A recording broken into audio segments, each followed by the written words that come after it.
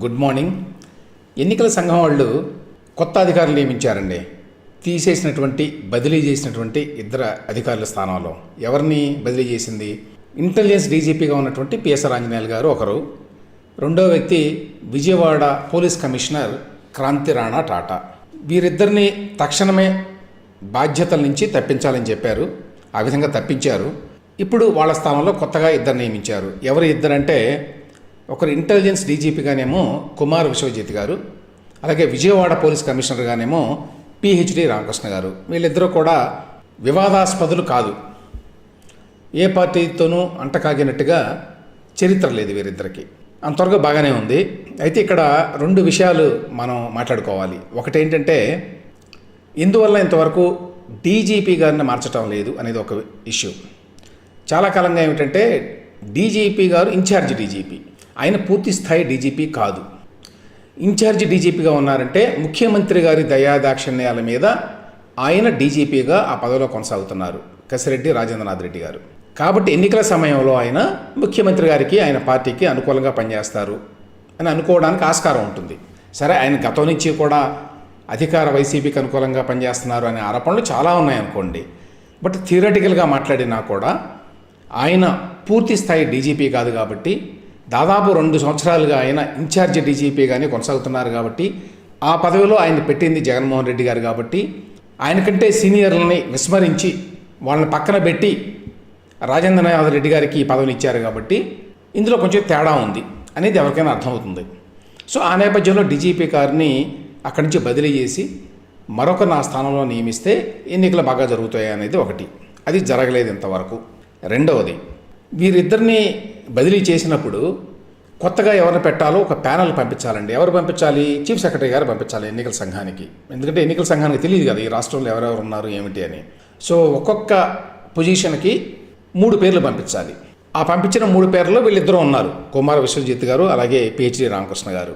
అయితే DGP intelligence post కోసం పంపించినటువంటి 3 పేర్లలో ఒక పేరు ఏమిటంటే, సిఐడి అధిపతిగా ఉన్నటువంటి ఎన్ సంజయ్ గారు. ఈ ఎన్ సంజయ్ గారు పూర్తిగా అధికార పార్టీకి అడుగులకి మడుగులుతాడు. జగన్మోహన్ రెడ్డి గారు ఏం చెప్తే అది చేస్తాడు, సజ్జల రామకృష్ణారెడ్డి గారు ఏం చెప్తే అది చేస్తాడు.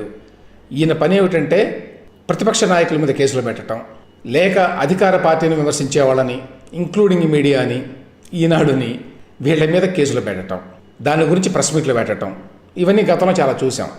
అటువంటి వ్యక్తి పేరుని మళ్ళీ ఈ ప్యానల్లో పెట్టారు జవహర్ రెడ్డి గారు. అయితే ఎన్నికల సంఘం వాళ్ళు పట్టించుకోలేదనుకోండి, ఆయన పేరుని పక్కన పెట్టారు. కానీ అసలు ఆ ప్యానల్లో ఆయన పేరుని చేర్చడమే విశేషంగా చెప్పుకోవాలి.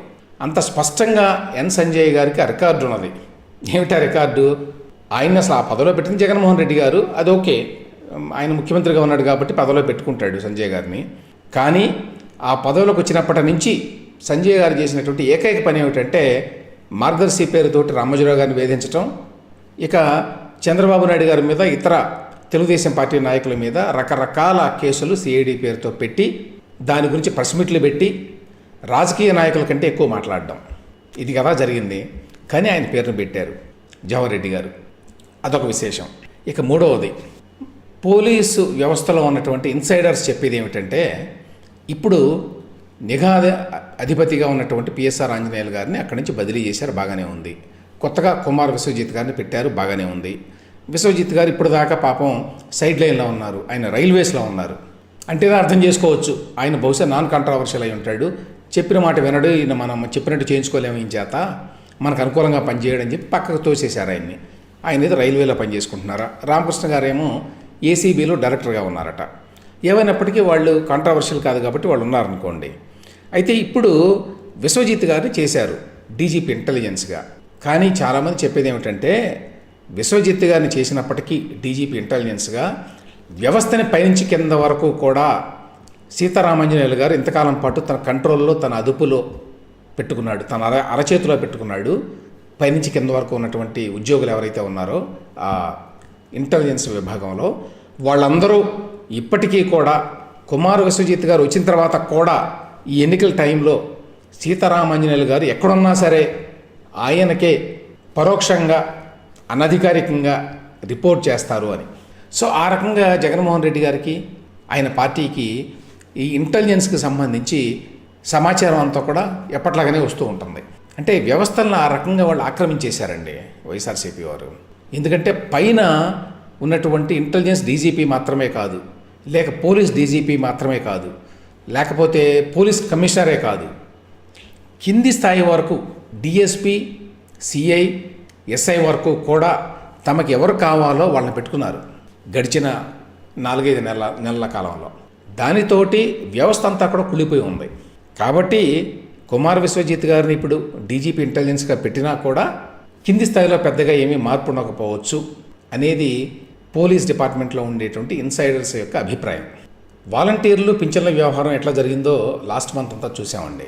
ఈ వాలంటీర్లని ఈ పనిలో ఉంచకూడదు, ఎందుకంటే వీళ్ళందరూ నేరుగా వైసీపీ కోసం పనిచేస్తున్నారు. ఎక్కువ మంది పనిచేసే విధంగా వ్యవస్థను అట్లా రూపొందించారు జగన్మోహన్ రెడ్డి గారు.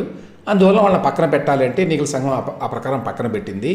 దానిని నెగిటివ్గా చూపించడానికి ఇదంతా ప్రతిపక్షాలు వీళ్ళందరూ కలిసి చేశారు అని జనంలోకి నెగిటివ్గా తీసుకెళ్ళడానికి అధికార పార్టీ వారు ఏం చేశారు, లాస్ట్ మంత్ అంటే ఏప్రిల్లో ఇవ్వాల్సినటువంటి పింఛన్ల వ్యవహారంలో జనానికి డబ్బు అందకుండా కావాలని ఉద్దేశపూర్వకంగా చేశారు. అందుకు సీఎస్గా ఉన్నటువంటి జవహర్ రెడ్డి గారు తోడ్పడ్డారు అనేది ఆరోపణ. దాంతోపాటు ఆ సెర్ప్ అనేటువంటి సంస్థ ఎవరైతే ఈ పింఛన్లు ఇవన్నీ రిలీజ్ చేస్తారో అక్కడ ఆయన పేరు మురళీధర్ రెడ్డి గారు అనుకుంటాను, ఆయన, అలాగే సీఎం ఆఫీస్లో ఉన్నటువంటి ధనంజయ రెడ్డి గారు, వీళ్ళందరూ కలిసి ఉద్దేశపూర్వకంగానే ఇబ్బందులు పెట్టారు. ఇబ్బందులు పెట్టి తద్వారా ఏమిటి రాజకీయ లబ్ధి పొందాలి. ఇదంతా కూడా తెలుగుదేశం పార్టీ వాళ్ళు చేశారు, లేక అపోజిషన్ పార్టీస్ వాళ్ళు చేశారు, మీకు డబ్బులు రాకుండా చేశారు అని మళ్ళీ అదే వాలంటీర్ల చేత అక్కడ మెసేజ్ ఇవ్వడానికి ప్రయత్నం జరిగింది.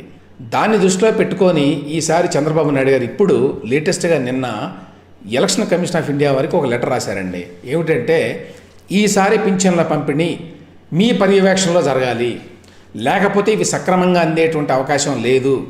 ఎందుకంటే మే 1న మళ్ళీ అందాలి కదా, వచ్చేస్తుంది దగ్గరికి.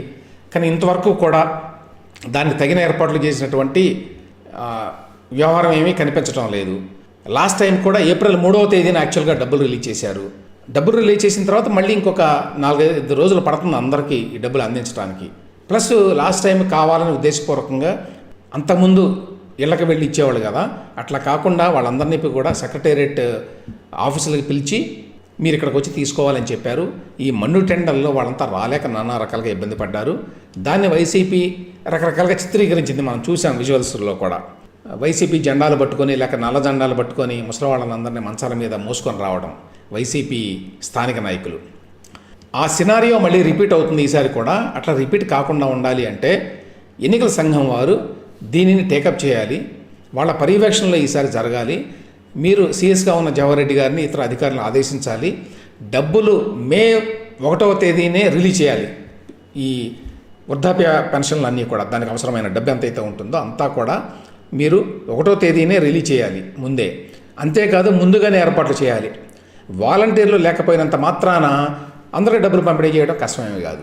ఎందుకంటే ప్రభుత్వంలో బోర్డు అంతమంది ఉద్యోగులు ఉన్నారని చెప్పి ఇంతమంది గతంలో అందరూ లెక్కలు చెప్పారు. బోర్డు లెక్కలు ఉన్నాయి, సెక్రటేరియట్ ఎంప్లాయీస్ ఉన్నారు, వేరే వాళ్ళు ఉన్నారు, చాలా రకాల ఎంప్లాయీస్ ఉన్నారు. గవర్నమెంట్కి ఏ రకంగా ఇబ్బంది లేదు మనుషుల విషయంలో.